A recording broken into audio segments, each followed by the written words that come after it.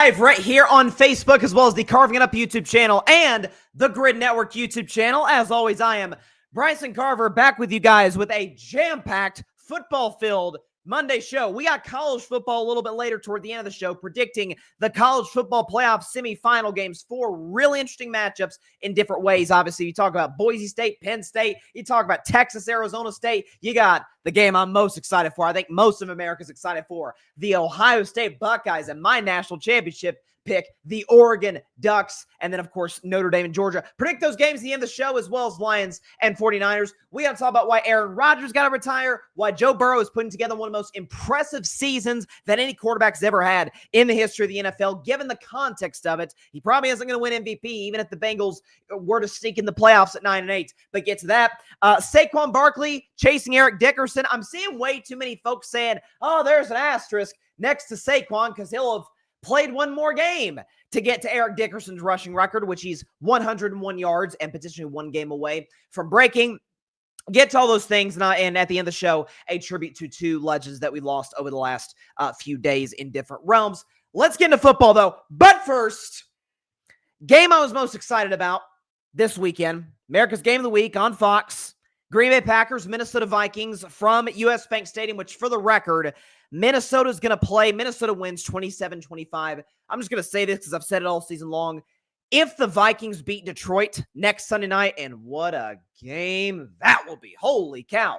You want to talk about a home field advantage for Minnesota as the 1 seed. The road to the Super Bowl in the NFC got to run through Minnesota and that fan base and that home field advantage. Shout out to Vikings fans because y'all show up and show out. That place is deafening.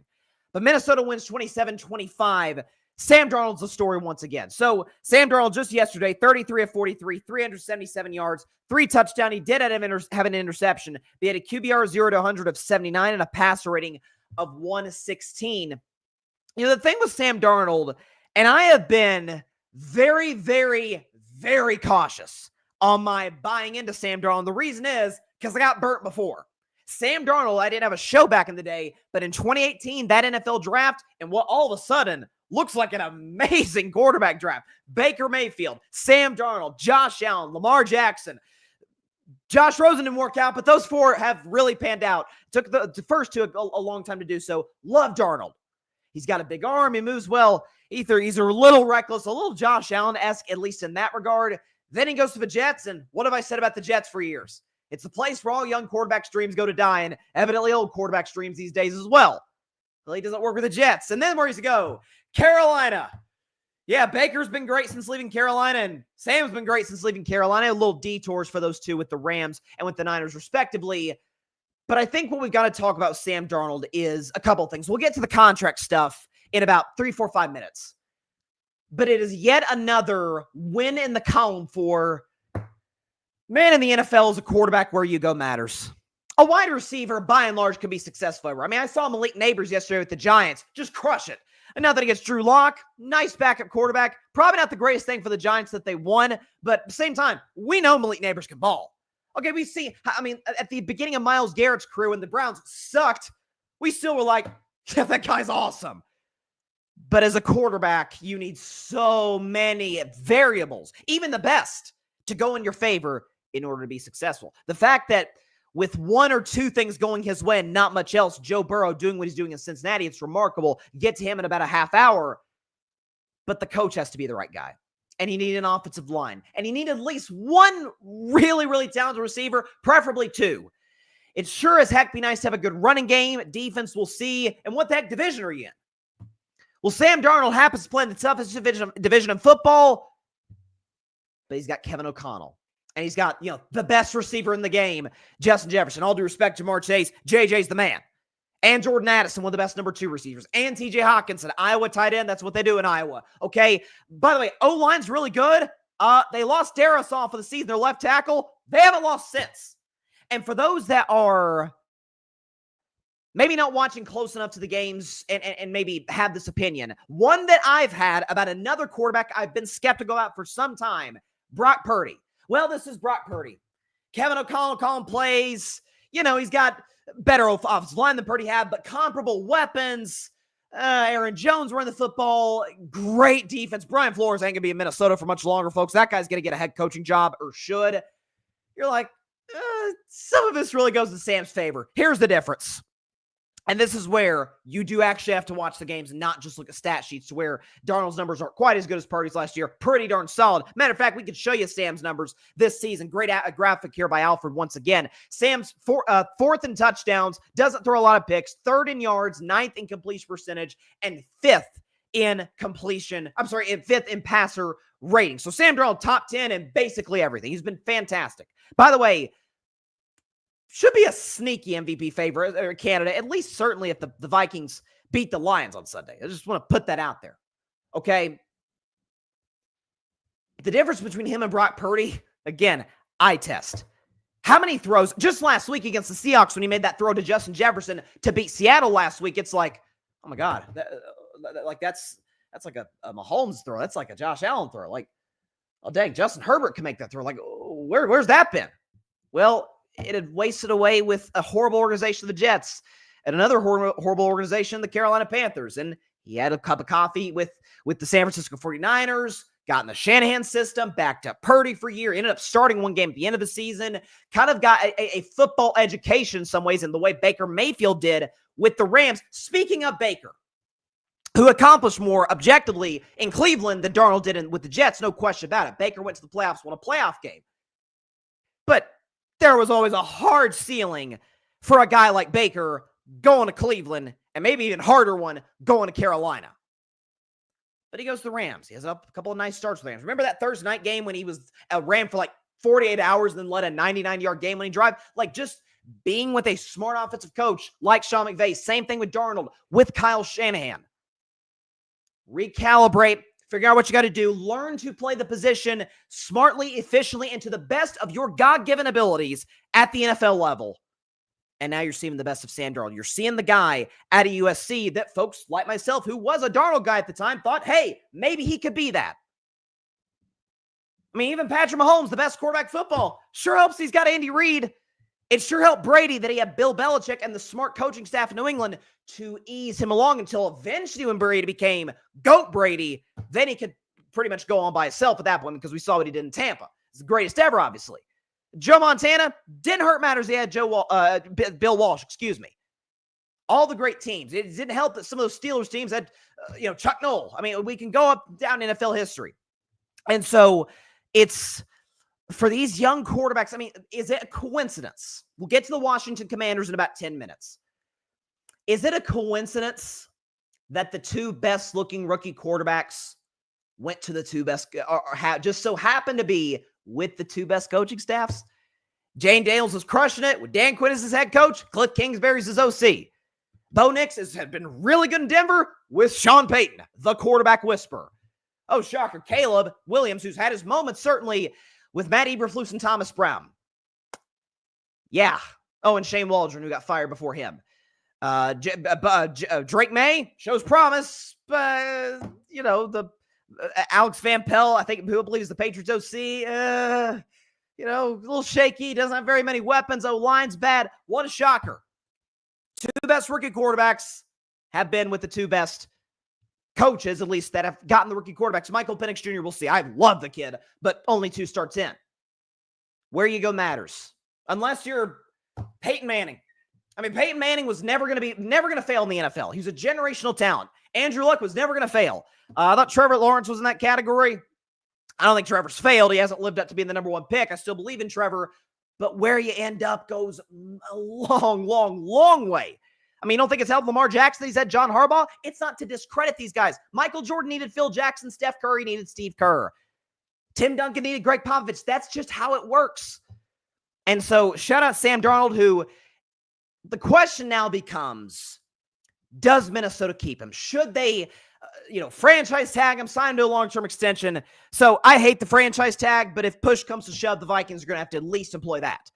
Sam is going to get some calls from teams. I wouldn't mind if my Steelers, put in for Mr. Darnold's services. The Raiders might. Other teams could throw their hat in the ring.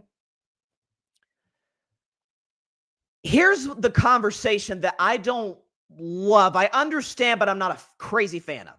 Is Darnold needs to take a discount to stay with the Vikings because that's the best situation of the teams that could potentially be available. We mentioned O'Connell, the weapons, The defense won't be as good because Flores is going to take a head coaching job in all likelihood, but still excellent situation. So he's got to take less to stay with them because it's a better spot. Here's what I would say. If I'm Sam Darnold's camp, okay, while that is true, while Connell might be right now the coach of the year, now my Steelers have kind of tailed off. Denver may not make the playoffs. We'll see. I think O'Connell right now would be my coach of the year. All those things are true.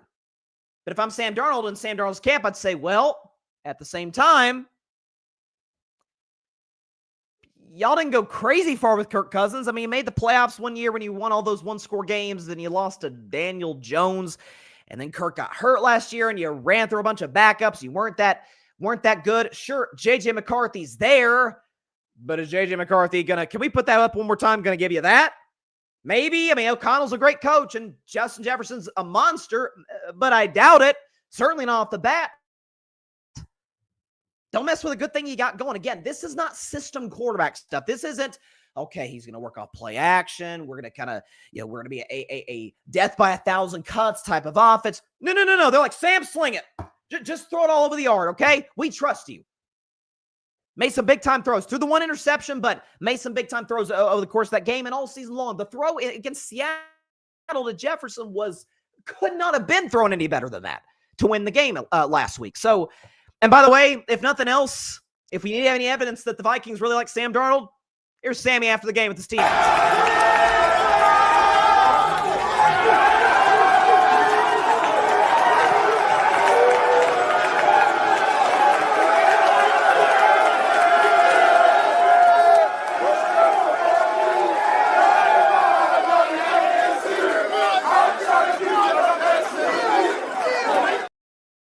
I think they like him.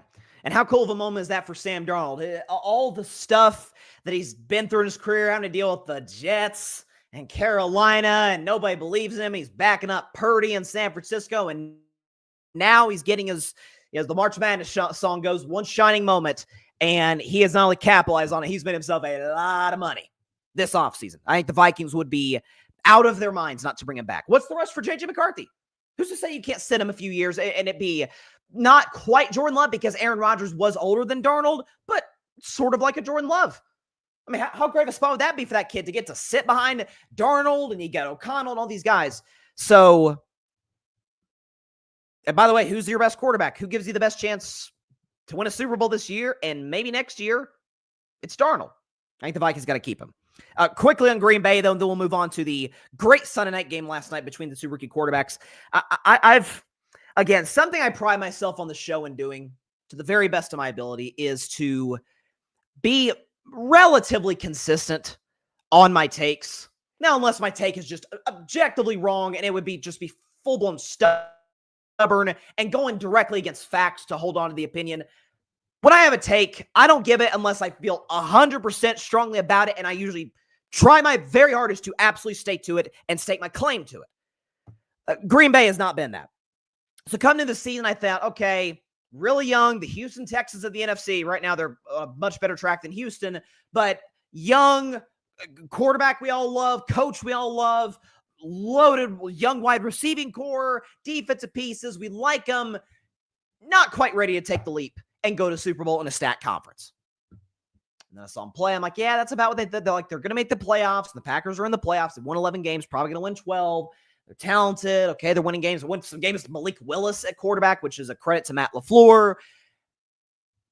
And then they have a moment where they lose to the Lions on Thursday night, and I'm like, okay, they don't beat the good teams. Like they're at that point, I think they were 500 or so, or under 500 against teams with a winning record. They were 0-for against the Vikings, the Eagles, and the Lions, the three best teams in the conference. And then they bludgeon Seattle. Now, not like I see the Seahawks as this big contender, but they go to Seattle and just hammer the Seahawks. And then they do what they got to do last week against the Saints. I'm like, okay, well, Jordan Love did it last year. Second half of the season got hot. Now you got Josh Jacobs. We know LaFleur can coach. And by the way, last year, destroyed Dallas. Probably should have beaten San Francisco if Purdy's interceptions hadn't been dropped. So I'm like, okay, maybe that could be repeatable. I'm back to square one here. This team is too inconsistent. I saw the stat on Jordan Love where in the first 8 drives of the game, Jordan Love had a passer rating of 63. The last 2 drives of the game, he had a pass rating of 134. So it's very much, again, he's young-ish. Roller coaster, still trying to find his way. I mean, has Jordan Love started 20 games? I guess he has started 20 games. He's not to his 30th start in the league yet. So it's still this growth and maturation process and figuring out what works for Jordan. And so the Packers have a championship upside. I just don't know if they have the championship, not even mindset, but just maturity. I mean, the coach, Matt LaFleur, we all think is really good. Again, it's too much of a roller coaster for Jordan Love. Especially, listen, Green Bay right now, the bad news for the Packers is they went from a team that had an outside chance a few weeks ago at being the 5 seed. You look at the playoff standings now, thanks to Washington last night, Green Bay's the 7 seed. Green Bay is the 7 seed, and they're going to be locked in there as long as Washington can beat Dallas on Sunday, which they should.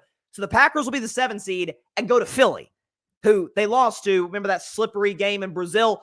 I don't know if I love the Packers going to Philadelphia. Saquon Barkley, we assume Jalen Hurts will be healthy. All those weapons, great Eagles defense. I don't love Green Bay at that matchup. Now, had they gone on the road to like the Rams or something, as shaky as that LA offense has looked as of late, maybe I'd give them a shot. Sure. They might even be favored to win the game. There'd be a lot of Packers fans there.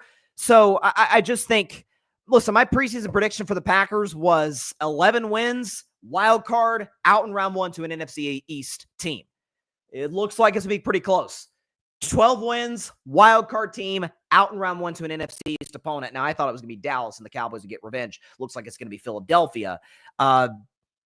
Next year, yeah, the Packers, you can absolutely call them a contender, but I still think they need to go through a little bit of maturation, go through the fire once again, come up short against a contender like Philadelphia, and then, be ready to go next year with a revamped group. Now, they didn't have Christian Watson, but again, the thing I've talked about the Packers all season long is that is the deepest group of young wide receivers I've seen in some time. Watson, Dobbs, Wicks, Jaden Reed. You got 2 excellent tight ends.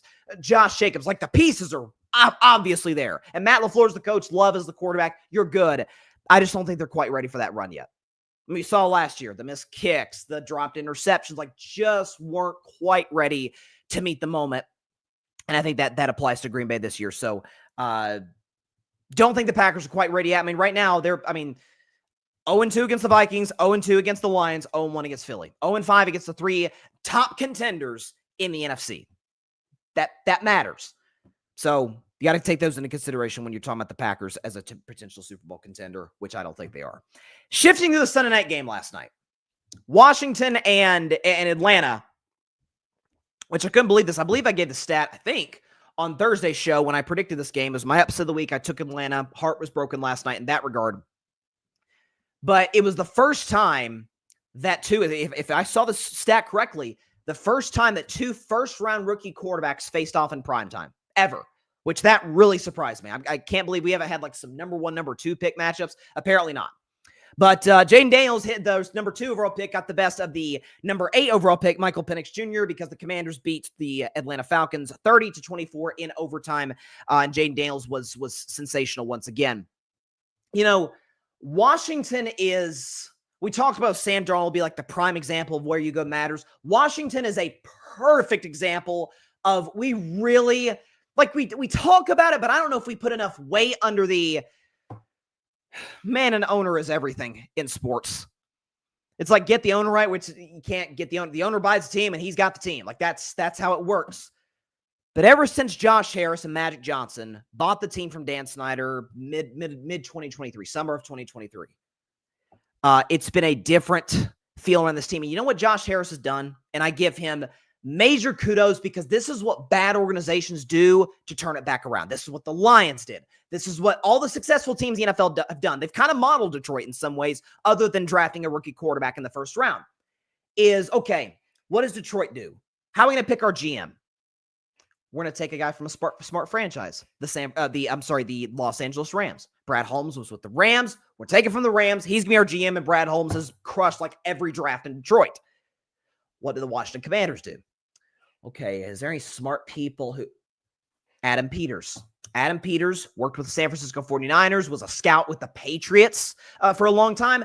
Okay, well, if the Patriots and Belichick thought he was good enough, okay, if the Niners thought he was smart, Denver, when they had Peyton Manning, John Elway, they thought he was pretty smart. Well, evidently he's pretty good. Let's hire him to be our GM. Adam Peters thus far, pretty good job. Who do we pick as our coach? Let's see. Okay, that Dan Quinn guy. Well, he's been to a Super Bowl. We can talk about the blown lead, but he went to a Super Bowl. He went to the playoffs another time with Atlanta. Okay, he was a really good defensive coordinator in Dallas. Culture builder, that's probably the guy. And he's going to bring in Cliff Kingsbury. And then we're going to draft Jaden Daniels, who, listen, there's no guarantee Jaden Daniels is going to hit, but thanks that he has, because of the coaching staff in part, Dan Quinn and Cliff Kingsbury is the OC. Now you have structure. Now you have smart people making decisions to determine the future of your franchise. And Washington is not a contender this season. They're, again, very much like Green Bay, just not ready yet. You don't want to face them in the first round. I mean, if you're the Los Angeles Rams, the way the playoffs look right now in the NFC, if you look playoff bracket in the NFC, if we could pull this up, I believe the Rams would face off. I believe so. Yeah, the Rams would face off against the Commanders in the wild card round. I'd probably take the Rams just because of my strong belief in Stafford and McVay and the weapons. I don't love that young defense against that quarterback. The way he can move, the way he's been. I mean, by the way, you want to talk about clutch gene? You want to talk about a clutch gene with Jaden Daniels? Here's this stat. This is wild stuff. Okay, I saw this tweet from Tony Holzman Serrano. I hope I'm saying his name correctly. Jaden Daniels, this is crazy, folks, has 5 pass touchdowns in the last 30 seconds or in overtime, which is 2 more than any quarterback in a single season since the 1970 merger. So basically, last 30 seconds of regulation or an OT, Daniels has 5 touchdowns, 2 more than any quarterback in that span in a single season ever. So when you need Jaden Daniels coming up the clutch, he does that.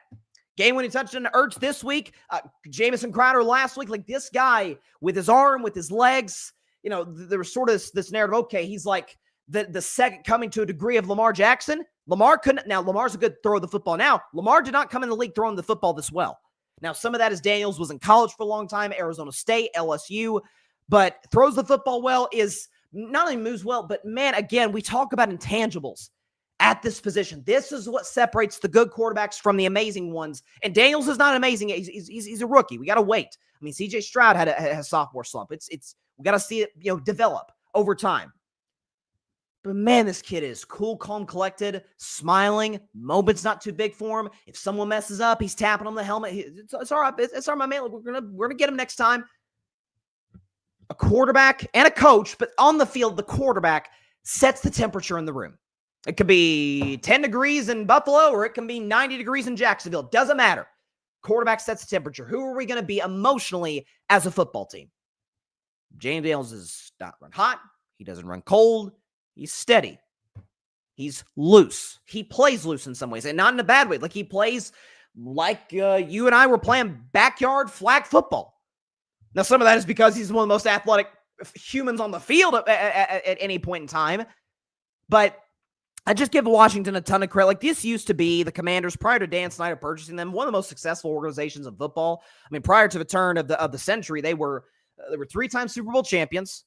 Okay, that Joe Gibbs, one of the greatest coaches of all time, doesn't get enough credit. Won 3 Super Bowls with 3 quarterbacks. Okay, they won I believe they won in the 80s, couple in the 80s, I believe. And I think one in the 90s. Were a successful team. They had good quarterbacks and great defenses, and Joe Gibbs. And then Dan Snyder buys the team and screws everything up. Messes up coaching hires, botches a bunch of drafts, screwed up the RG3 thing, somehow managed to screw it up with Mike Shanahan and the crazy young, talented offensive assistants they had in Washington, like Sean McVay, Mike McDaniel, Kyle Shanahan. Blew that. Get that guy, maybe the worst owner in sports, out of the building. Josh Harris, Magic Johnson. We're going to come in and we're going to employ people who've been there and done that, who smart organizations have hired to be a part of their franchises. I mean, Dan Quinn's won a Super Bowl as a DC with the Seattle Seahawks, went to one as the head coach of the Falcons, and was a good DC in Dallas. Well, he'll probably work. He's a good culture guy. He'll fix our defense. Let's bring him in. Now, Washington's defense still isn't great, but that's more a personnel problem than it is a Dan Quinn problem. Like, they're going to go defense heavy in the draft. Go get Adam Peters, who worked with the San Francisco 49ers. He was their assistant general manager the last few years. Let's go bring him in. I mean, it really is a yet another tale of, man, if the owner's smart, like, you should be good. You'll have down years, it happens, but if the owner's good, you're in good shape. If he employs a good GM who hires a good head coach and the GM does well in the draft, scouting department, the whole bit, you'll be a successful franchise. In the NFL, Washington in some ways is a little bit like Texas, the Texas Longhorns of the NFL, where the sport's just better when Washington's good. I mean, just in general, like, I don't know how the Capitals are doing in the NHL. I don't follow hockey, but I mean, the Nationals aren't very good, and the Wizards are the worst team in basketball. Like, it's good for the nation's capital, for a big market like that, to have a good sports team. They certainly have that in Washington. And listen, if they beat Dallas, they're going to finish with 12 wins. See what they do in the playoffs. Future's very bright for this franchise, and they should be very proud of themselves for what they've been able to accomplish in a very, very short amount of time. Should Washington. And they'll be, listen, they're not a contender. They're not there yet. They'll be a handful for the Rams or for Philly. They've beaten Philly. I get it. Hurts missed that game, but they did beat the Philadelphia Eagles. So, and by the way, one last thing, we'll go to break.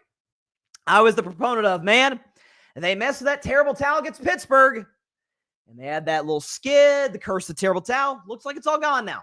I'm not going to say if they lose in the playoffs is the curse of the terrible towel. That will have applied. Washington's gotten back on their feet. Daniels is healthy. Ribs are good. Hey, don't want to face them in the first round of the playoffs. I'll tell you that much. All right, be back in 1 minute to talk about Joe Burrow. What is an unreal season he's having right now, and why it's one of the greatest carry jobs that I've seen by a quarterback in my life watching the NFL. Be back in just 1 minute, Carving Up Live. We're just getting started, baby. Stay tuned, y'all.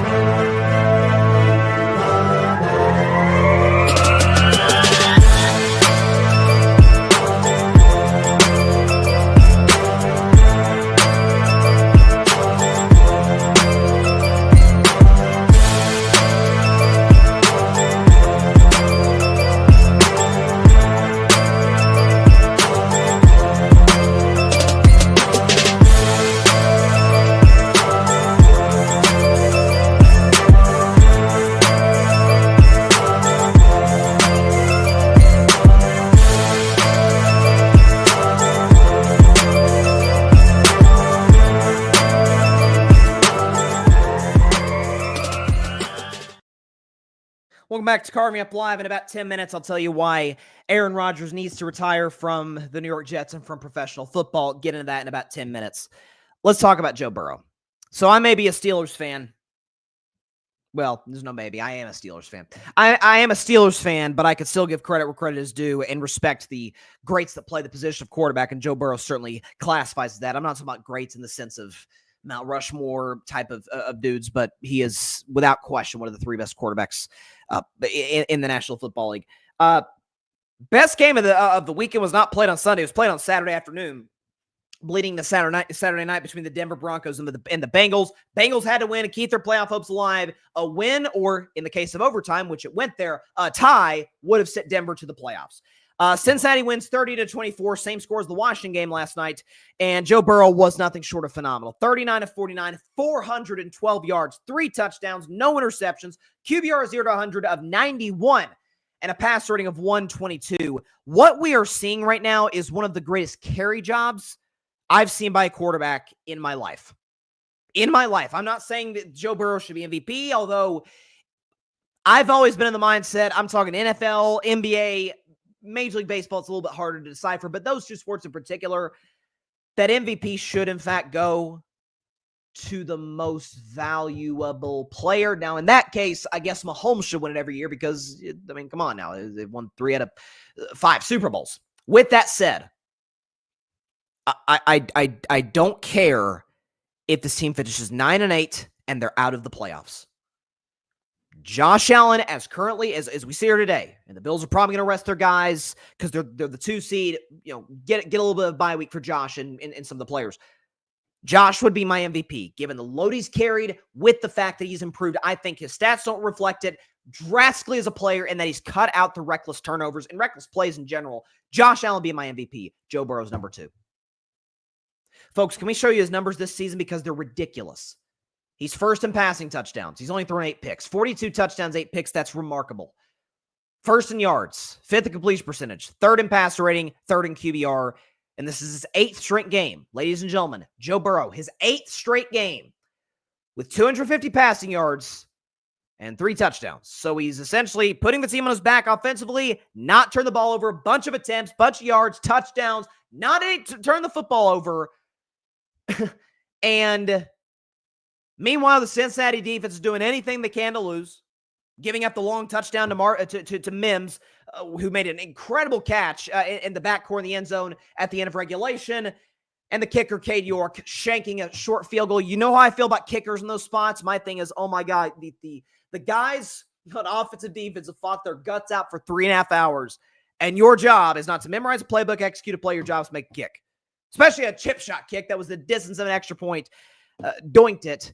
And fortunately for Cincinnati, they were able to stop Denver, and Joe Burrow drove him down and threw a game-winning pass to T. Higgins, who, by the way, probably isn't going to be a Bengal after the next 1 to 2 games. T. Higgins is not going to get paid because Jamar Chase has not been paid.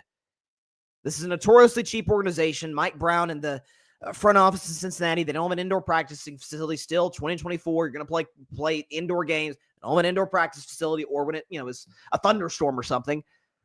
It's a cheap franchise with a coach in Zach Taylor, who I've always been like, don't love Zach Taylor, don't hate Zach Taylor. I think botched the clock at the end of regulation, but that's not unique to Zach Taylor. He doesn't really screw up much. That was a screw up in the terms of clock, but Zach Taylor doesn't make a whole lot of mistakes. Team seems to like him. I don't know if Joe Burrow, there was an incident between Burrow and Taylor. We'll see. Taylor's fine. I mean, he's not bad. He's not great. He's fine. Jamar Chase is all world. T. Higgins, amazing. Top 15 receiver in the game today, potentially. Tight end's fine. Running game, Defense is bad, straight up bad. Oh, let's see. We play in the second toughest division in the game against Lamar Jackson, the Ravens, and the well-run Steelers, coached by Mike Tomlin. And, oh, by the way, the owner doesn't spend money like ever. Ever. I think we're going to view this Joe Burrow run. I'm hesitant to say this because, by the way, it happens to be the name that I'm about to mention, happens to be his birthday. Happy birthday, LeBron James, 40 years old, still balling out. Shout out LeBron. And shout out, by the way, Sandy Koufax and Tiger Woods. It's their birthday as well. Apparently, December 30th is the birthday for greats. But remember LeBron took that Cavs team to the finals in 2007? And everybody knew there was no chance they were going to beat the Tim Duncan Spurs. But it was like, remember that he had he scored, I think, 29 to the Cavs, last 30 points in that game 5 against Detroit, and it kind of broke up the Chauncey Billups Piston team, and ended their run there, and the Cavs got to the finals, and LeBron took some other horrible teams to the finals in 2015 after Kyrie and Love got hurt, and then in 2018 in general. That Bengals team in 2020 was certainly not awful. Certainly, I would not put it to the level of some of those bad Cavs teams. But this man has beaten Josh Allen in a playoff game. He's beaten Patrick Mahomes in a playoff game. I mean, this guy has stared down the biggest and baddest. He's never faced Lamar in a playoff game, but we know Lamar's history. I think I'm going to roll with Joe Burrow in that spot. This guy stared down the biggest and baddest in the game with a bad offensive line, a bad defense, or at least a questionable defense in 2021. A coach none of us are really crazy about.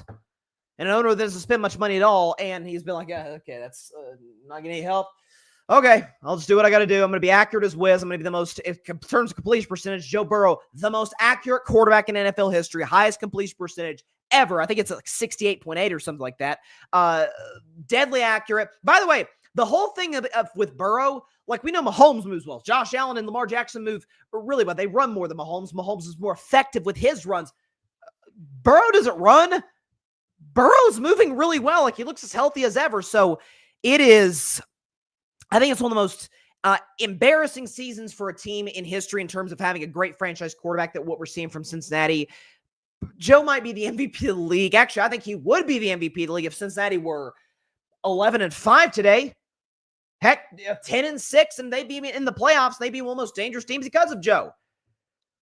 Now, a lot has to go Cincinnati's way. They have to beat Pittsburgh, my Steelers on Saturday. Don't rule out my Steelers. Don't rule out Mike Tomlin on long rest. You certainly don't rule out Mike Tomlin as a 3-point home dog. That is easy money historically for Mike Tomlin and the Steelers. But you got to beat Pittsburgh. Then you got to hope If the Broncos lose to the backup Chiefs at home with the playoffs on the line, and you got to hope that the Miami Dolphins somehow lose to the New York Jets. Plausible, probably not very likely, but if Cincinnati gets in, I mean, I still don't think they're a contender. But again, there's a little bit of an Andrew Luck vibe where some of those Colts teams were simply not good. Now, those Colts teams didn't have Jamar Chase.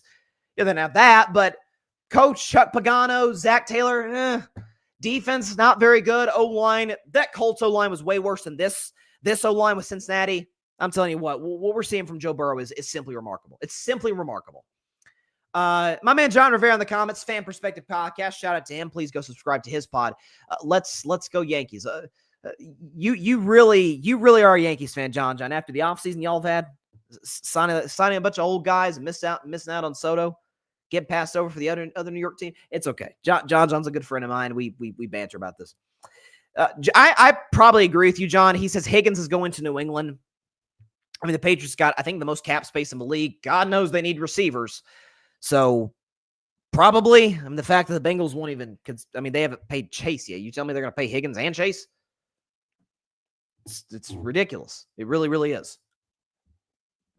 I mean, I'd love to see T. Higgins in Pittsburgh. He's certainly more emotionally dependable than George Pickens, but there's no way on earth that the Bengals, although he'd be a free agent, so the Steelers could go recruit him. That'd be a good get for Omar Khan, and we need another wide receiver. No question about that. But enough Steelers talk. John may not like this. Let's talk about the Jets. So, folks that I was just hating on the Jets. I was a Jets hater when I picked them to finish 7-10. That would have been generous.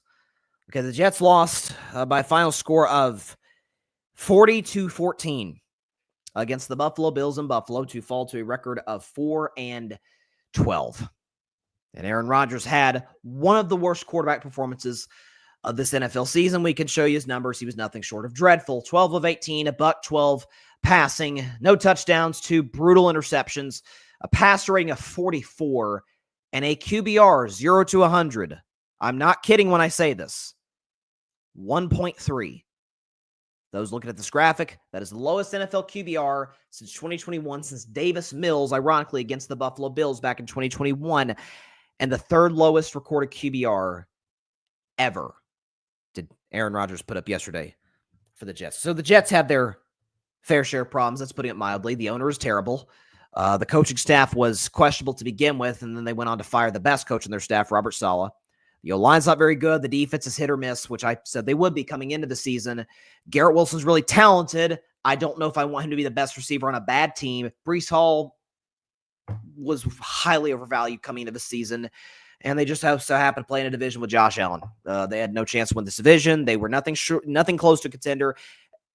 But with all the problems with the Jets that they have institutionally, and I'm not sure any of them are that fixable as long as Woody Johnson's in the building.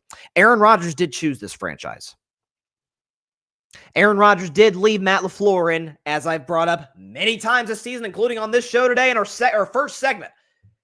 The most talented young group of wide receivers of the National Football League. Oh, by the way, a culture in Green Bay that is perpetually excellent with great coaches, no owner, but GM rarely misses on, draft picks and free agents, and the Packers are always will run. The Jets never are, and yet he chose the Jets because he could have more control, bring his buddies in, and see if he could deliver a championship, i.e. in his old age, i.e. Tom Brady, Peyton Manning. Of course, that is not going to happen.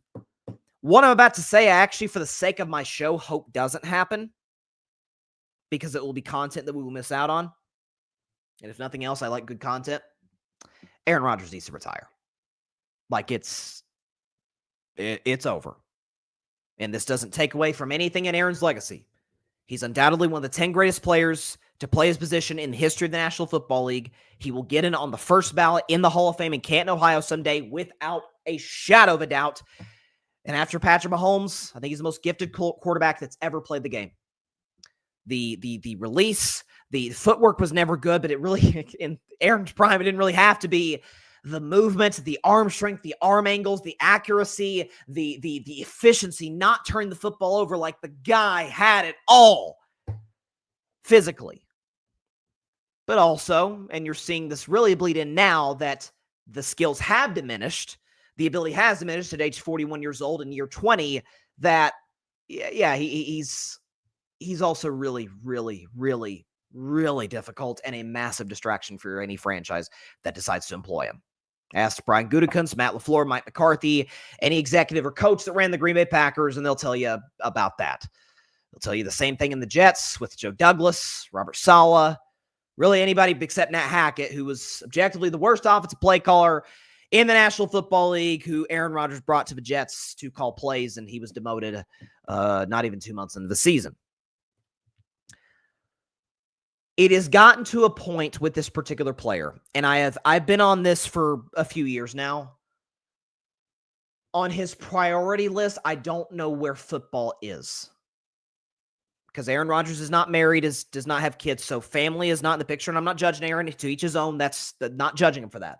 But that's not a priority of his. Okay, business, got no qualms if Aaron wants to focus on his endorsements or off the field stuff, no problem. But somewhere in between, remember he had the stint about 3 years ago. This was toward the end of his time in Green Bay, when he was flirting with the idea of hosting Jeopardy. This was after the late great Alex Trebek had passed away, and Jeopardy was looking for a new host. Remember, Aaron guest host for a week was actually pretty good. Aaron was a good guest co-host. He was solid for the show, and actually was like, hey, I'd like to do it, tape in the off season and play football during the season. That was the first inkling that, okay, football might not be the first and foremost thing on his professional priority list. Then he's talking about the fact that this offseason he was publicly courted by a presidential candidate, Mr. Robert F. Kennedy Jr., about being his running mate. And Aaron was said to be one of the finalists for that particular title. So Aaron would have been doing the VP debate with J.D. Vance and Tim Walz during the season in week, whatever that would have been, 6, 7. Would that have been good for team morale? He also decided in January, lecturing us, the Jets media, Jets players, all of it, the NFL media. And I quote, all the BS that has nothing to do with winning needs to get out of the building. And of course, mandatory minicamp rolls around in June. Guess who's nowhere to be found? It's Aaron Rodgers. We could talk about the dysfunction that happens with the Jets for now. This is 14 years in a row. They missed the playoffs, and it's going to continue after Aaron's done playing for the franchise. But he chose that. He was not traded here. He was not drafted here. This was not anything that was out of his control. People that are trying to absolve Aaron of blame, he chose to come here and set the expectation of a Super Bowl. He said explicitly that Super Bowl III trophy that old Broadway Joe Namath won back in '69, that's a lonely trophy. We want to add another one to the trophy case before I get out of here, before I retire from the NFL. He set the expectation, not the media, not the fans, not me, not Aaron said it. In that opening press conference in the spring of 2023. Suffered the Achilles injury. I don't think they were contender that year, but he never got the chance to prove it, given the benefit of the doubt. But at 40, going on 41, off an Achilles, hasn't been elite in 3 years, hasn't won a playoff game in 4. You're telling me with a bad O-line, bad play calling, bad coaching staff, questionable defense, questionable talent in the same division as Josh Allen, that was poof, gonna change in an instant. It was delusional from the start. And by the way, I don't even blame Jets fans for wanting to believe in it. What do they have to believe in? The team has sucked for years. They have one inkling of hope. I don't blame them for buying into it. I do blame the national media for buying into it. I do blame Vegas and odds makers for setting this fraudulent mess as the favorite to win the AFC East. I blame a website I respect immensely, Pro Football Focus, for stating this offseason that the New York Jets had the 4th most talented roster in football. For them to win exactly as many games this season, because they're probably going to lose to Miami on Sunday. And Aaron bears no culpability from that. Take a play yesterday. We weren't able to get the footage, but it's on social media. Early in the game, this is the Jets' second. Was it their second drive of the game? No, it was their first drive of the game. Get the ball all the way down to the Buffalo Bills 24. So Bills have scored a touchdown. The Jets are putting together a good drive. It's like, okay, it's a nice few plays. I think Todd Downing's their OC. Okay, a nice little bag of tricks. Aaron's moving well. He's accurate. Okay, we're running the football. Get it down at 3rd down and 1 from the Buffalo Bills 24-yard line. Aaron goes play action. He's got a kid, Yaboa, I believe is his name, wide open. Dirts it. Throws it at the kid's feet. Proceeds to yell at him. That's Aaron Rodgers. immensely talented. He's a 4-time MVP for a reason. Absolutely. Super Bowl champion 2010. He finally had one great playoff run and a string of really bad ones. But when you're in the foxhole, when you're in the trenches, that's the last guy you want with you. He'll bail on you in an instant. And that's the guy with the Jets looking for a new head coach that they want to keep around. Ian Rappaport reported yesterday that Garrett Wilson is going to want out of the franchise. You know, the most talented player on your team is going to want out of the franchise if Aaron Rodgers wants to come back. Because the mind of Garrett Wilson, he's like, man, I was out here balling. You're like, hey, let's bring in my buddy Devontae Adams, just like I brought in my buddy Alan Lazard, just like I brought in my buddy Randall Cobb, just like I brought in my buddy Nat Hackett. All have bombed. All have not worked. Why the heck should I want to be around this mess? I mean, there was folks going after McCole Hardman last year, and McCole Hardman, caught the game-winning pass in the Super Bowl. So I think, listen, that nothing that happens this year or what potentially could happen in the future if Aaron decides to stay, which, by the way, is good for my show because Aaron is great content. Nothing that will happen today that has happened or will happen moving forward will change the fact that Aaron's one of the 10 best to ever do it. The second, in my view, the second most talented quarterback to ever play the position, a 4-time MVP, and a no doubt first ballot Hall of Famer.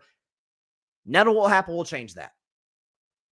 But it does all but confirm that when Aaron is stripped, some of Aaron's superpowers, so to speak, superstar abilities of that position are stripped away, one of the worst leaders that's ever played in the National Football League by a long shot. And the Jets, as dysfunctional as they are, would be out of their minds to bring him back. And any other organization, like, why would the Raiders bring him back? Well, or bring him in, rather. We either draft a quarterback or Aiden O'Connell's serviceable enough to get us a high pick, and we'll draft somebody else in 2026. What's the benefit of bringing Aaron in? So I think it is an end to what was a remarkable career that needs to end because he doesn't have it even close to it anymore. There's no market for him. Just hang it up now. Don't make it even worse. So Aaron Rodgers, you left the Green Bay Packers to go to the New York Jets. Bad call, dude. You done messed up, Aaron. Bad. Real bad. Check the comments. John Rivera, most disappointing season ever as a Jets fan. Yeah, and again, by the way, I will say, not to pat myself on the back, I actually called this not 4-13, certainly, because if the Jets lose, they'll be 4-13. I literally said, I may have to dig up the clip before the season's over. Back last December, a year ago, when the Jets lost to the Browns, that was Joe Flacco. It was a Thursday night game. Joe Flacco played well. And I literally the next day came on my show and said, if Jets fans think this season disappointing or heartbreaking, certainly with the injury to Aaron and then Zach Wilson, it was a mess. If they think this was bad, next year's going to be worse because the expectations are going to be higher and Aaron's going to be worse. And I don't think I'm exactly Nostradamus. I'm just, my thing was, what does everybody see that I'm not seeing? The roster has talent. Is it a talented roster? No. Is it a good coaching staff? Absolutely not. Do we like the owner? Not at all. Do we trust the GM? And Aaron was not going to magically turn back the hands of time. Father Time gets everybody. Eventually got Brady at the end. Patrick. Yeah, there you go. You done messed up, Ron. Let's see. Patrick. Vice President debates vaccine status. Flexing and smirking on McAfee with Tay Adams. Excuse after excuse. Weather, wide receiver, sports media talking bad about him. And it got away from us is the newest line. Who wants to deal with ayahuasca for the philosopher Rodgers? I'll wait. Where are the apologists? We shall see. Again, nothing Aaron has done this season to take away from his remarkable on-field legacy. It's not. But I mean, he's not very good anymore. Can we finally admit that? And can we admit that the Jets have a lot of faults? He's one of them, and he chose that. He didn't get traded here. He wasn't drafted. This wasn't like, Joe Burrow drafted by the Bengals, and it's like, we get Jamar Chase and T. Higgins right, but we're not sure about the coach and the roster after that. Wasn't drafted here. I mean, come on. Well, this is,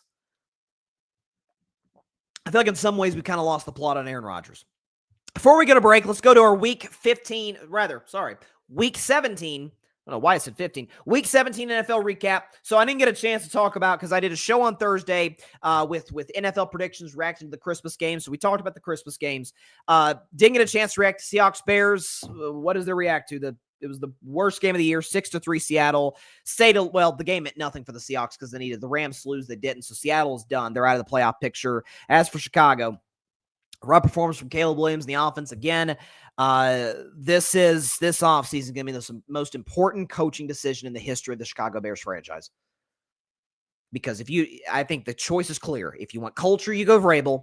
If you want to really develop Caleb Williams, again, without the assurance that the culture is going to be changed, but you do have assurance, Caleb's going to be the guy and get the best out of him, and got to rebuild the O-line too. It's Ben Johnson.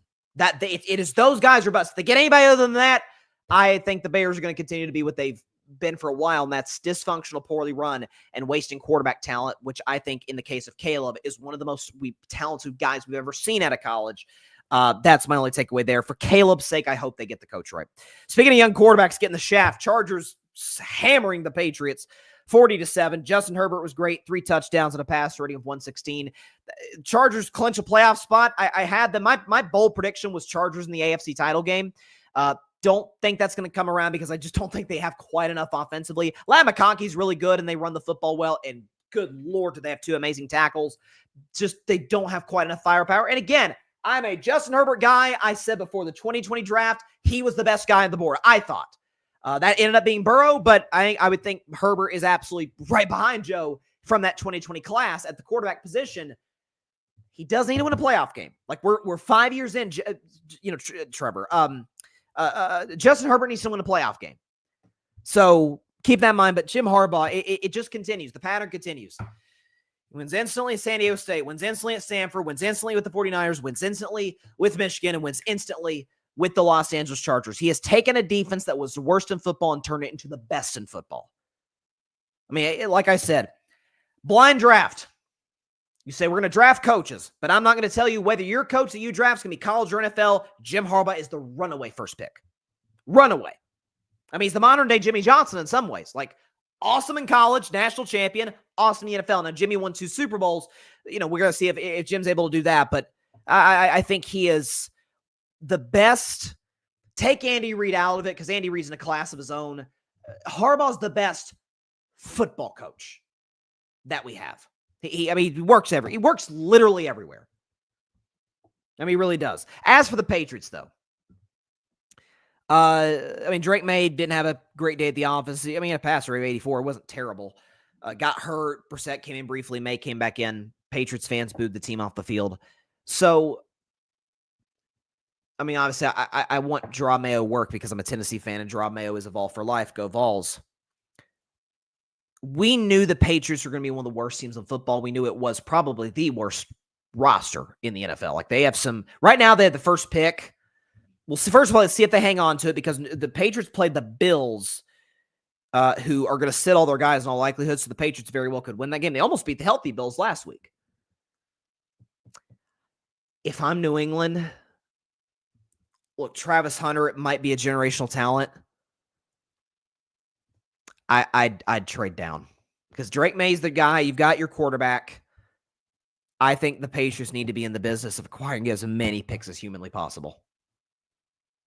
We got to fix the O-line first and foremost. We got to get some good weapons on the outside. Defensively, that's kind of ingrained in the culture of New England. Like I always believe in the Patriots. They have been great defensively this year, but at some point to field a good defense. But they are, they're I think the Oregon Ducks could put up a fight with the Patriots. I honest to God do. Like this team is talentless. And so I think the best course of action would be to trade down. As for Draw May, I'm pulling for him. But the press conferences have been clunky. The team looks disorganized. It's just not as bad as Belichick was at the end. This is certainly worse. And the game passed Bill by. And by the way, in the case of Mayo, in his defense, he hasn't coached very long. He really has. He's been the Patriots assistant for some time, but you talk about some of the guys that have gone for. And by the way, I'm fine with former players getting a extra step. Zach Orr, who's a defensive coordinator in Baltimore, former player, moved up the ranks quickly. Got no problem with that because he played the game. But I think it'd be good for Draw Mayo to go somewhere else. Maybe Pittsburgh. I don't know. Maybe that'd be a good spot for him. Like, go as a defensive coach, maybe a linebackers coach, and kind of work his way up the system, get a second chance down the road. Because I think he's a guy of high character. I think he's a good leader, but just not quite ready to be a head coach. I'd love to see him get an opportunity down the road. Reports are they're going to keep him, so we'll see. Talked about Bengals Broncos already. Rams Cardinals. Not a terribly entertaining game to be a 4-point decided by 4 points. Kyler throws the interception at the end. I swear to God, with this Rams team, it's they're the scariest team in the NFC because they've won a Super Bowl before. Puka's awesome. Cooper Kupp can be situationally good, and Stafford and McVay are, you don't want to face those guys in a do-or-die game, especially in LA, in which they will get a home game in a couple of weeks in the wild card round. But man, they have the last 3 weeks. I mean, they put up 12 on San Francisco and no touchdowns. They put up 19 on the Jets defense, and then they put up 13 against the Arizona Cardinals, who had finished just giving up 30 to Carolina. This offense is sputtering a little bit. Like, I think if there's any team, the Rams play Seattle this week. They're probably going to rest their guys as they should. If there's any team that Stafford needs a week off, the team needs a week off, we need to recalibrate. It's the Rams. I believe the stat is true. I saw this, that the LA Rams are the first team in NFL history to be under 500 in the bye week back-to-back years and make the playoffs both years. And that's a credit to McVay. It's a credit to Stafford. There's still some holes in this roster. I had them as an NFC title game team before the season. Maybe. I doubt. I just don't think they had the. I mean, I know they beat the Vikings before the season, but they have to go to Minnesota. Detroit's better. Philly's better. I just don't think they can win more than one playoff game at this point in time.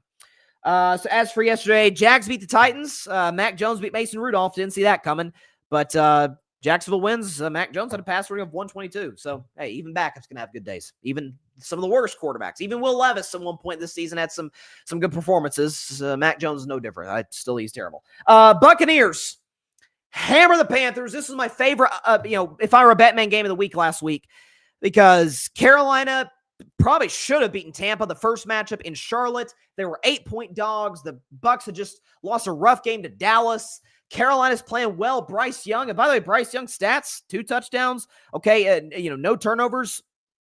No turnovers for Bryce, a passer rate of 100. Bryce was fine. It's just the Panthers couldn't run the football at all, and that's the lifeblood of their offense that they were missing my man Hubbard for this game, so that was a devastating loss for them. Baker, touchdown maker. 5 touchdown passes, no interceptions, a passer rating of 153. And all of a sudden, thanks to the Falcons' loss now, Tampa's in control for the division, beat the Saints next week. Buccaneers, for the 4th consecutive year, win the NFC South. 2 titles with Brady in the division. And by the way, the year before that, won the Super Bowl, obviously, with Tom. And then back-to-back years with Baker Mayfield, they would win the NFC South once again. Raiders beat the Saints. Only major storyline from this game is that Brock Bowers broke the season, the single-season rookie record for most receiving yards by a rookie tight end, and then broke the record, I believe, for single-season catches by any rookie, did Brock Bowers. So you talk about a guy who has just been money. I think it's the rookie of the year. I would give him the edge over Jaden Daniels, as great as Jaden has been. Jaden's probably going to win, which I have no problem with whatsoever. But keep in mind what Bowers is working with. These aren't exactly special quarterbacks. Aiden O'Connell, Gardner Minshew, Desmond Ridder. I mean, this isn't exactly... Remember that Patriots QB room in 2016 where it was Brady, Garoppolo, and Brissett, and it was a pretty strong room? That would not be it. But the Raiders have won back-to-back games, killed their draft position, but Bowers broke some records. So shout out to the young man for that. Philadelphia blowing out Dallas. No shock here, 41-7. The Cooper Rush over Dak crowd is awful quiet today. But Kenny Pickett, former Steeler, with a odd game. He had a passer rate of 119, but he had the weird the flip incompletion. But Saquon Barkley, I want to talk about this for a second. So the main story is Saquon Barkley is 101 yards away from breaking the great Eric Dickerson's single-season rushing record. And what a lot of folks are saying, there's two components. A, Philadelphia's locked up the NFC East, and they've locked up the 2 seed. So next week's game against the Giants means nothing to them. They can rest their guys, get a bye week, go into their playoff game 2 weeks from now. The problem, though, for Philly is Saquon. It's not like Saquon's 300 yards away from the record. He's 101 yards away, which is a lot, but more than doable for Saquon to break the single-season rushing record that Eric Dickerson has held since 1984.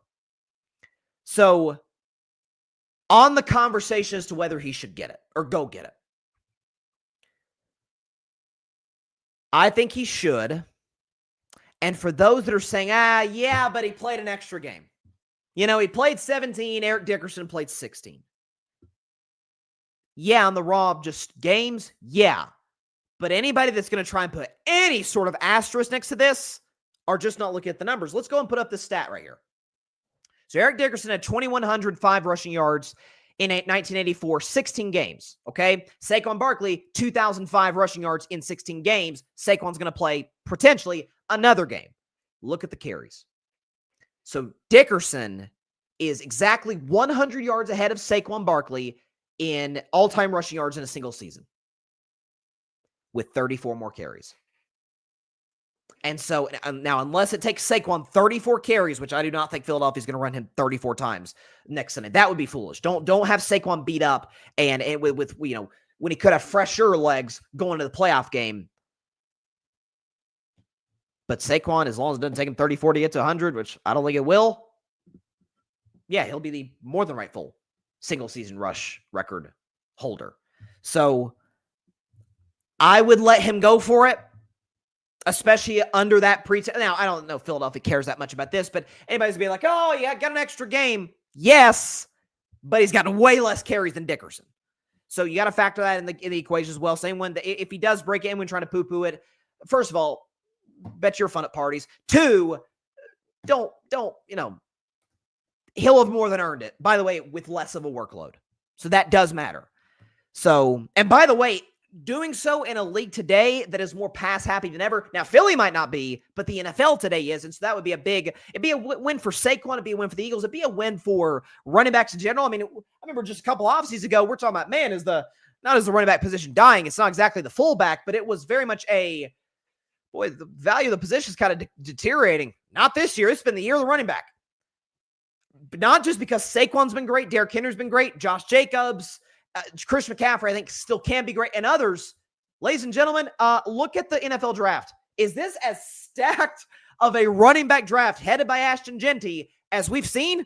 A lot of running backs go in the first 2 to 3 rounds in April. So it'd be a win for running backs. It'd be a good kind of cap for Saquon Barkley and the Philadelphia Eagles. So I'd let him go for it. And if he does get it, people saying, oh, he got an extra game. Yes, with less attempts. Took him less attempts to get to that number than it took the great Eric Dickerson, who played more. Not to take credit from Eric Dickerson, who's a freaking legend, but he did play in a more rush-happy era. So all those things in consideration. What's the next game? Giants. Giants ending the Colts' playoff hopes 45-33 and ending the Giants' hopes as well, likely, of getting the number one pick in this upcoming NFL draft.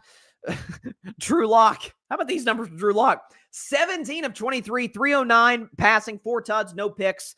QBR 0 to 100 of 97 and a pass rating of 155. But Malik freaking Neighbors was the story of the day. 7 catches, a $171, 2 touchdowns in the game, including a 56-yard bomb, or 59-yard bomb, rather, that really put the game away for New York. Listen, I don't know how good the win was for the future of the Giants. It'd be nice to have Shedeur Sanders, who I really like, don't love, but really like as a prospect. But he's certainly, you'd have to imagine, a better long-term option than Drew Lock or Tommy DeVito.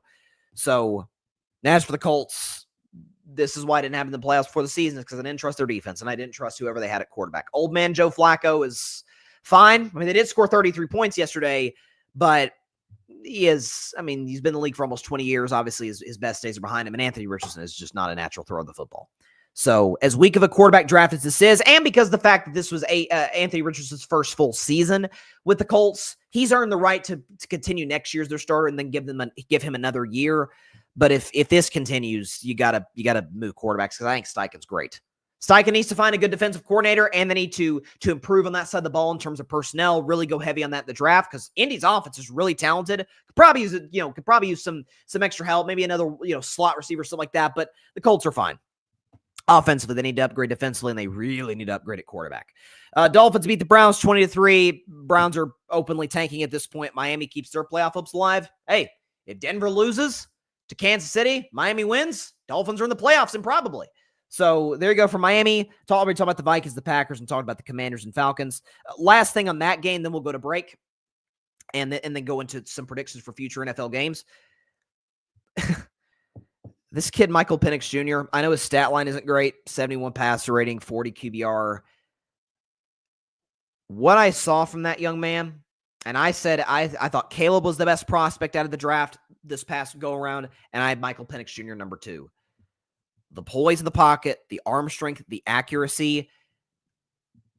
That kid did not flinch on the drive that tied the game for the Atlanta Falcons. I mean, you got a 4th down and long. A couple plays after disastrous wildcat play. Snap goes over Bijan Robinson's head. Now it looks like the Falcons are going to lose. And this young man steps up and doesn't hesitate. Bam, a dart to Kyle Pitts. After, by the way, a previous 4th down conversion to Drake London. Massive throw to Kyle Pitts, ties the game. Ends up, there was a botched clock by Atlanta. Commanders win in overtime, but short-term loss, long-term gain. Like, the Falcons may not make the playoffs. Who cares? Who cares? You've got the guy. Limited time, but we saw some flash against the Giants. That was a big-time moment for Michael Penix Jr. They lost the game. Lost the battle, may have won the war. So the Falcons next week, and then they got Carolina. Sneaky. Again, the Panthers, Bryce Young, if they get Chuba Hubbard back, they could win that game, potentially. Atlanta's still alive for the division, but they need the Buccaneers to lose to the Saints, and they need to beat the Panthers. But even if they don't make it, Penix is the guy. Like, you've got your quarterback. And there's something you could build on going into what will really be, in effect, his rookie season in 2025. So last take on that game. All right, take another quick break. Be back in 1 minute to predict the Lions and the 49ers, as well as the semifinal in the College Football Playoff. And boy, do we have some good matchups. Get in that 1 minute on Carving Up Live. Stay tuned.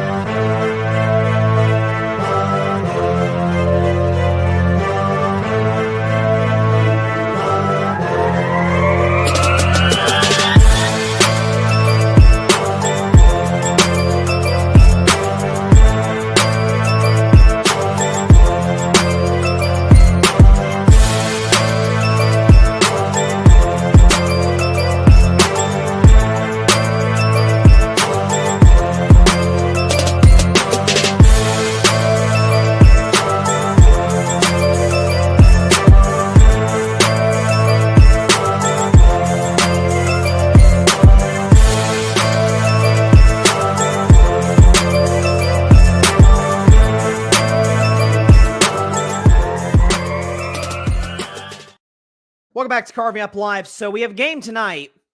I hate to say this, but the game means really nothing in the scheme of things, at least in terms of the playoff picture between the Detroit Lions and the San Francisco 49ers. Get the background music going on. It is a rematch of the NFC title game from this past January as we get ready to predict this one. So in San Francisco, the Detroit Lions are going there.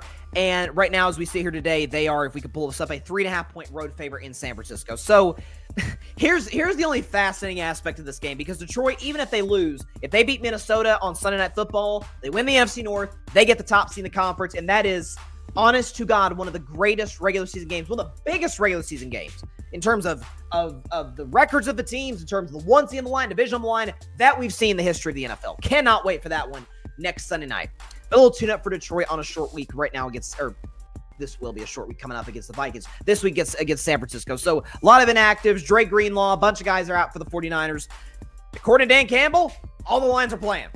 Jared Goff's playing. Jahmyr Gibbs is playing. Amon-Ra St. Brown, Laporta, Penei Sewell, the defensive guys, they're playing. And so, is it Dan Campbell being reckless? A little. It's the one reason that, well, I think Detroit probably has the best roster when healthy in the NFL. I just don't trust them if they were to get to the Super Bowl against the likes of Andy Reid and Mahomes. I just don't trust Campbell, much as I love him. The 4th down calls, that's one thing. But in this spot, like, this would be a nice bye week for your guys before the massive game season, potentially altering game next week against Minnesota. Go ahead and sit your guys. But if we've learned one thing about Dan Campbell, one of the biggest wins that turned around this Detroit Lions franchise, I'll never forget as long as I live, it's when I bought stock into Detroit long-term, and I've been a Lions supporter ever since. Week 18 in Green Bay, Wisconsin against the Packers. I've told the story a million times, but it kind of applies here. The Detroit Lions go into that day needing a Seattle Seahawks loss and a win for themselves against the Packers. They're in the playoffs. They play Sunday night in Green Bay. Seattle wins. in overtime a half hour before Detroit kicks off in Green Bay. So 30 minutes prior to kickoff, the Lions know, regardless, their season's over. The Packers have everything to play for. They win, they're in. And Detroit beats Green Bay in what ended up being Aaron Rodgers' final start as a Packer. And I was like, wow, like that shows me the focus, the culture, and determination of this franchise. They got smart OC Ben Johnson, Aaron Glenn, the DC, and Dan Campbell riling up the troops, getting ready to go each and every week. I like what they're building. Picked them to go to the NFC title game before last year. Got that right in the money. Picked them to go to the Super Bowl this year, and I still feel great about that.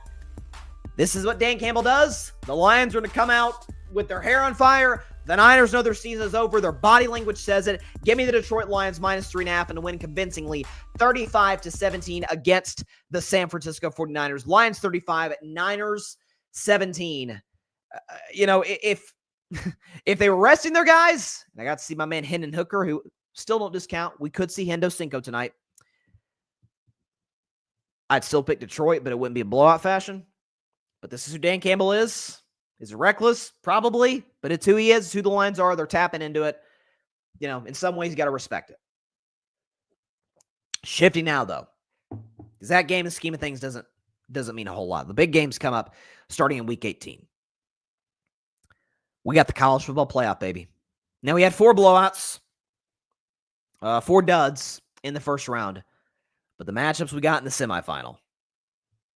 Quarterfinal, rather. I apologize. The quarterfinal of the College Football Playoff are sensational. So, it is playoff time in college football. Get the playoff music going. Here we go. We will start tomorrow night at the Verbo Fiesta Bowl in Glendale, Arizona. The Penn State Nittany Lions, number 6 in the country. The Boise State Broncos, the 3 seed in the country. Penn State, big favorite, double digits, -11. So here's what I'm looking at, because there's been a lot of controversy about the winning a conference championship, top 4 conference champions get an automatic bye because of the fact that Boise State won the Mountain West, 3rd highest ranked conference champion. They're the 3 seed automatic bye. What I would tell folks is this. They beat UNLV twice. UNLV's a good football team in the Mountain West. And outside of Ohio State, nobody put a bigger scare into Oregon than Boise State did. They lost that game by 3 points. Oregon, undefeated, number 1, national championship prediction, at least on my part, in the case of many. Boise State lost by 3 points to Oregon, at Oregon, by the way. Ashton Jeanty, pissed off. He's had a few weeks to stew over the fact, I should have been the Heisman winner over Travis Hunter. This is ridiculous. I should have won over that guy. Just thinking about it. And he's ready to take it out on the Nittany Lions, who, by the way, took care of business against SMU last week at Penn State, 38-10. And by the way, the score somehow, some way was actually, the game was actually more lopsided than even the score. 38-10 might indicate at Penn State, one of the loudest stadiums in college football. I think 11 is too many points. I think Boise State plus 11 is the play here because of Ashton Jeanty, because the fact that Boise State has played the big dogs and competed really well with the big dogs in college football this season. They've got to bye, time to prepare. I'm going Penn State. They're the more talented roster, and James Franklin really needs this W. 31-24, Penn State wins this one, but Boise State plus 11 is the way to go here. 11 is too many points. Ashton Jeanty's going to do this thing. This Broncos offense is really, really good. Penn State 31, Boise State 24, Boise State plus 11. Penn State, who inexplicably, and this is the main thing they got to change next year in the playoff, way too easier of a path to the Natty than Oregon. Number 1 Oregon, that's got to change. But Penn State punches their ticket to the College Football Playoff semifinal. New Year's Day 2025, the first college football game will be played between the Texas Longhorns and Arizona State. So Texas in this game favored -13. By the way, Texas is ranked 5th, seeded 5th. Arizona State is seeded 4th. Obviously, Arizona State with a first-round bye. So this kid Scatabo, unbelievable. Cam Scatabo, second best running back probably in college football. 19 touchdowns, averages 6 yards a clip. Had over 1,500 rushing yards this season for Arizona State. But I think Texas, top to bottom, may have the most talented roster in college football. The main concern I have is Quinn Ewers. I don't love him as an NFL prospect. I think he is the biggest reason, absolutely, that Texas did not get a first-round bye and had to play in the first round and lost to Georgia because of the inaccuracy by Quinn Ewers. But I still think the wide receivers of this team just stacked. Running game is great. Defense is stacked, particularly up front. Might have one of the best defensive lines in the country. You know, I love Steve Sarkisian, one of the smartest offensive minds. Great culture builder. Give me Texas, minus 13, 38-20. Listen, Arizona State's going to compete. I love Cam Scatabo. Texas is going to win this one convincingly in the Chick-fil-A Peach Bowl, 38-20, and they will punch their ticket to the College Football Playoff semifinal. Now, the granddaddy of them all, the Rose Bowl. And boy, does it not get much better than this. Now, I will say for the record, would have liked to see my Tennessee Volunteers in this game. I really would have. But alas, we fell to the better team. It is the 8th-seeded Ohio State Buckeyes and the 1-seeded, my national championship pick before the season started, the Oregon Ducks. Despite being the number 1 seed, Oregon is a dog in this game. Neutral site, West Coast, Oregon's a West Coast team. A 2.5-point underdog, which is minuscule in college football, at least compared to the NFL, where 2.5 is certainly greater. Ohio State's a 2.5-point favorite in the Rose Bowl against an Oregon team that they actually lost to at Autzen earlier this season in October. So listen, I have my questions about Dylan Gabriel as an NFL prospect. I do. But as a college quarterback with Dan Lanning, he's great. Okay, this running game has been excellent for Oregon all season long. Jordan James and company. You got the kid Johnson, the wide receiver. Tez Johnson, one more talented receivers in college football this season. Ohio State has some of the best wide receivers in the country, without question. I still don't trust Will Howard. We saw the slide at the end of that game last time against Oregon. Cost Ohio State, the rest of the clock. They ended up losing the game by a point. Could have won on a field goal. If you just compared roster to roster, Ohio State is probably just a little bit better than Oregon. But if there's one thing that stands out, Oregon, from what I've seen, is the fastest team in the country. Penn State is, we know how talented they are. We know how successful year they've had. I think they're going to beat Boise State and go to the Final Four in the College Football Playoff. With that said, speed on speed wasn't close. The game was close. But in terms of speed, Penn State's stacked defense could not stop Oregon. On the edges is where on the perimeters really got Penn State. I think they have the athletes to be able to do that against Ohio State. I know that Ohio State's got some talented guys in the back end of their defense. I'm going to go Oregon in this game. My national championship pick before the season. Close once again, 34-31. I got walk-off field goal. Oregon wins this game 34-31. Take the Ducks plus 2.5. Take the Oregon in the points and the money line to win outright 34-31. Somehow, some way, the number 1 team in the country, the number 1 seed, undefeated, is a dog in their first game. Oregon wins, gets to the Final Four of the College Football Playoff semifinal by a final score over Ohio State. They've thrown the Buckeyes once again, 34-31. Fascinating game here. All right, fascinating game here in the All-State Sugar Bowl. The Notre Dame Fighting Irish, the 7 seed. The Georgia Bulldogs, the 2 seed. So Georgia's a 1-point favorite in this game. So, look, Notre Dame's schedule hasn't been that great. If you want to look up and down Notre Dame's schedule, you want to say their best win is prior to the playoff, obviously, Army, I guess, Texas A&M, maybe. Not great, but they took care of business. They did what they were supposed to. They had the early season slip up against Northern Illinois at home. It was a brutal loss. Since then, they've been excellent. Listen, call me crazy. In terms of draft value, if Riley Leonard's available 3rd or 4th round, I think my Steelers should take him. I'm not saying he's going to be a franchise quarterback. I don't know what he is. But I really liked him at Duke. I think now at Notre Dame, he's got a really smart coaching staff. We know the talent Notre Dame has, particularly in the running game. Opportunity for this kid to be successful. As for Georgia, this defense is awesome. Top to bottom, one of the best defenses in college football. Kirby Smart is arguably the best coach in college football. You can make that case with Harbaugh and Saban gone. But the limitations they're going to have at quarterback moving forward, I get it. The kid is easy to root for. And by the way, has the coolest name, Gunnar Stockton. Okay, quarterback, sophomore, out of Tiger, Georgia. Gutted it out, help Georgia finish off the SEC title game in Atlanta. I got that. And this game's going to be in the South. That obviously favors the Dogs. I just don't think they have enough playmaking ability out of that position. Listen, I was not a Carson Beck guy. You all know this. I just don't think they're having enough big plays to be able to compete with Notre Dame's big plays. Notre Dame, by the way, is going to try and grind the clock, make this a time of possession game. That's what they want to do. I'm going to go with the very slight upset with the Fighting Irish. Notre Dame beats Georgia 27-20. They advance to the College Football Playoff semifinal game. 27-20. Notre Dame wins it and advances. They win the Sugar Bowl, getting past Georgia and advancing to the College Football Playoff semifinal. And let me look at the bracket right now. So that would pit Texas against Oregon. Come on, how good of a game is that? And then that would then pin Penn State against Notre Dame. Solid game there as well. That would be at the Capital One Orange Bowl, and the Goodyear Cotton Bowl would be between the Texas Longhorns and the Oregon Ducks. I believe that's going to be the matchup that we see.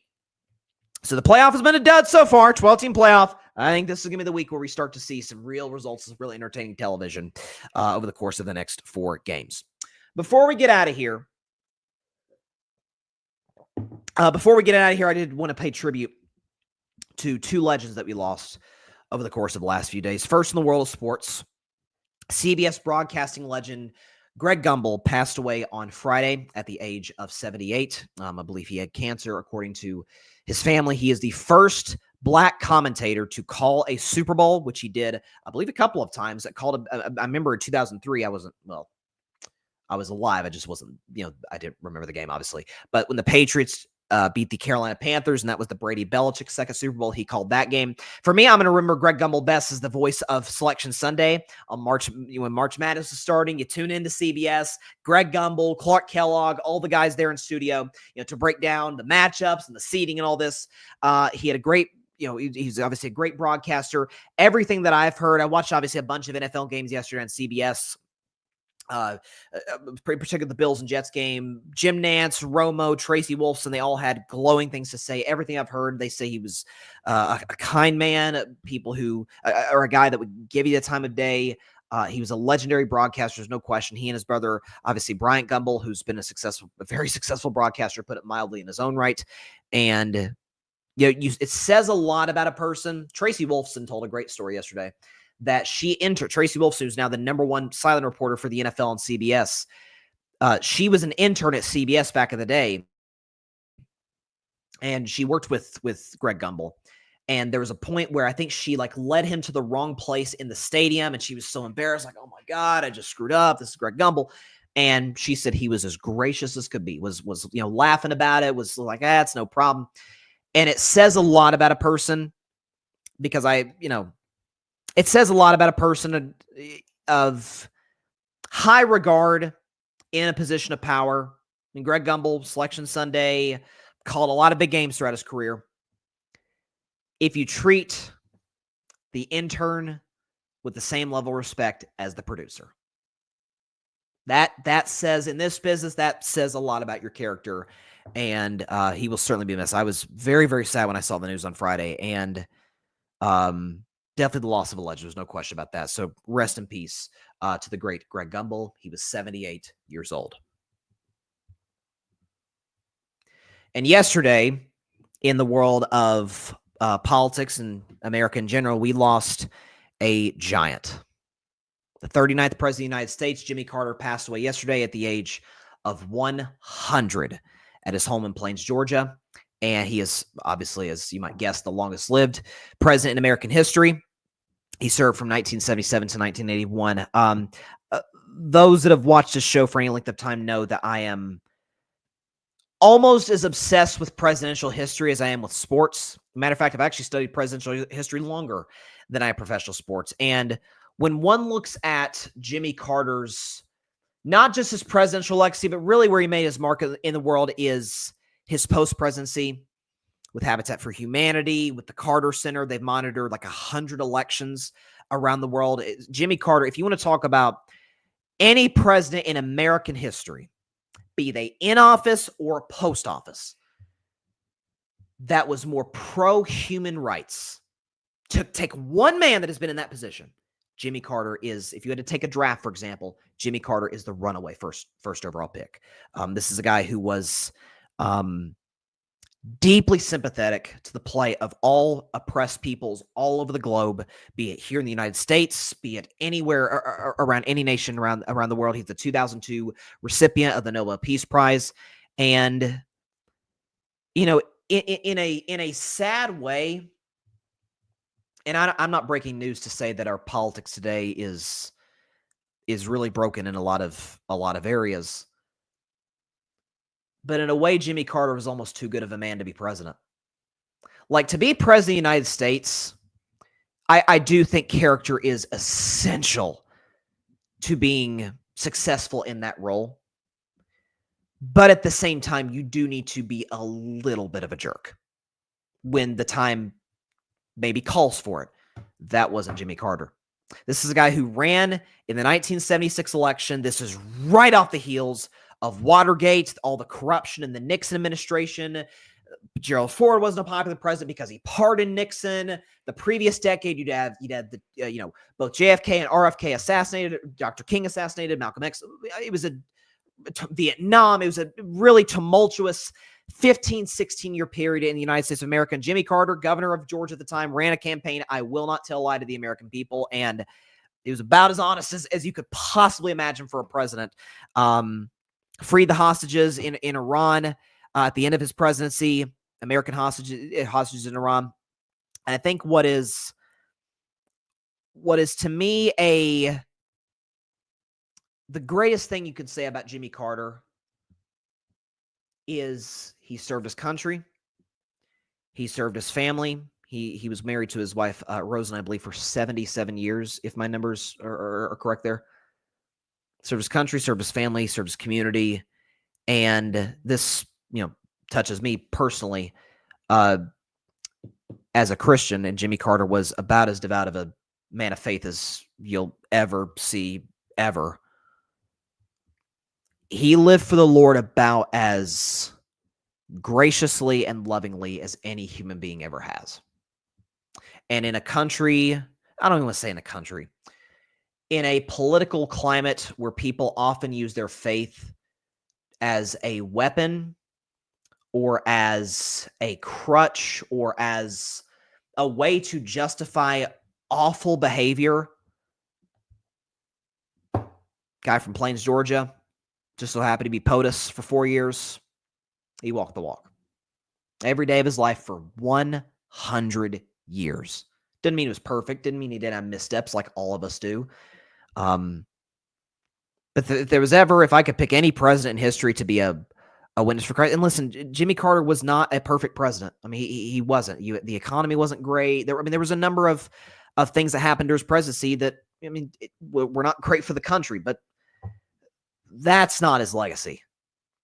A lot of folks it is. And by the way, a lot of presidents done immeasurable good for the country. Abraham Lincoln's probably at the top of the list. It's the 43 years of retirement for Mr. Carter that he will and should be remembered by. And again, this touched me personally. I know not everybody watching is a Christian. I respect that. But if there's one thing that Christ teaches in the Bible, love God, love your neighbor. I'm not sure anybody that I've observed, and I never got to meet the man from afar, did that about as well as Jimmy Carter. Jimmy Carter passed away yesterday at the age of 100. So, somber note to end the show.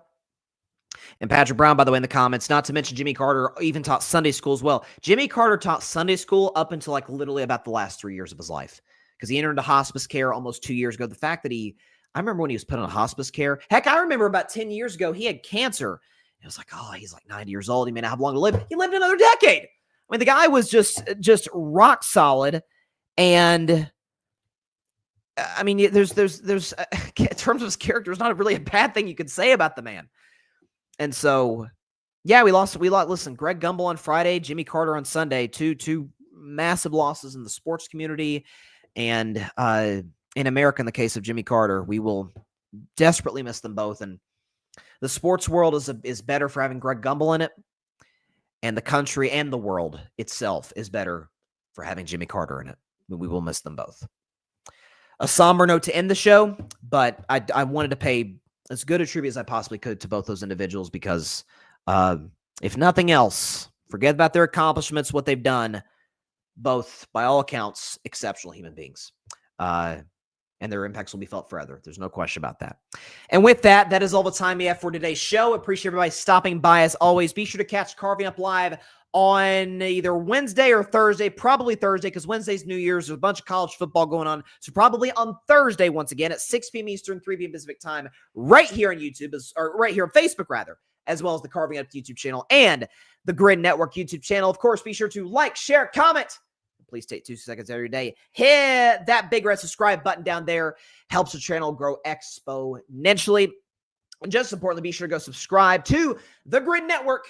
That is GRYD, the Grid Podcast Network, right here on YouTube, as well as any and everywhere that you get your favorite podcast, be it Apple Podcasts, Spotify, iHeartRadio, any and everywhere that you get your favorite podcast. You can find us at the Grid Network, where we dare to be different. And we've got an 8 o'clock spot episode tomorrow night. I'm not going to spoil what's going to go on, but it's going to be a different type of 8 o'clock spot, obviously on the brink of New Year, so that's going to be exciting to talk about all that's going on in the NFL. May talk some college football, may not, we'll see, but we'll have some fun contestants, and it'll be a different show than what it usually is. I'll put it that way. So tune in tomorrow night at 8 p.m. Eastern, 5 p.m. Pacific time to the 8 o'clock spot on live on the Grid Network's YouTube channel. Be back for Carving Up Live in the new year, but before that, we'll be back tomorrow at noon Eastern, 9 a.m. Pacific for we do it every year, our year-end special in the world of sports, our 2024 year review in the world of sports. I'll give my top 10 athletes, my top 10 moments in the world of sports. Cannot wait. We'll see you then. We'll see you tomorrow on Carving Up at noon to close out 2024 for the show, and then we'll see you in the 8 o'clock spot to close out the 2024 for the Grid at 8 p.m. Eastern, 5 p.m. Pacific time. We hope you can make it for both. As for regular run-of-the-mill Carving Up Live shows, that's it for 2024. We'll see you on Thursday in 2025. Again, please tune in for a year in review tomorrow at noon, 8 o'clock spot tomorrow night at 8 p.m. Eastern, 5 p.m. Pacific time. Until then, I will see you guys then. Everybody stay safe out there. Please be sure to take care of your physical as well as your mental health. And please, please, please be sure to contact your local state representatives and senators to demand change for gun violence in America. Because it doesn't matter where you lean, right, left, center. This is an issue that affects every single one of us as Americans on a day-to-day basis in this country. And listen, this issue, we got to get resolved. We've had too many tragedies with this. There's a number of solutions to solve it. That multiple people, multiple different backgrounds have proposed. We've got to employ these. We've got to pass these into legislation. So let's make sure we do what we got to do to put the appropriate pressure on our legislators to put those into action. All right, we will see you guys 2024 in review again tomorrow at noon Eastern, 8 o'clock spot at 8, a special episode of that show. As for this show, Carving Up Live, we'll see you on Thursday, same time as usual, 6 p.m. Eastern, 3 p.m. Pacific time, live on Facebook, as well as the Carving Up YouTube channel and the Grid Network YouTube channel. Until then, we'll see y'all. Stay safe out there, everybody. Happy early New Year. God bless y'all. Peace out. Maybe the Steelers will do something. I don't know. Thanks so much for watching the show on YouTube, and be sure to go click that big red subscribe button and check out the other clips and full shows from Carving It Up Live, as well as our other incredible content creators here on the Grid Network.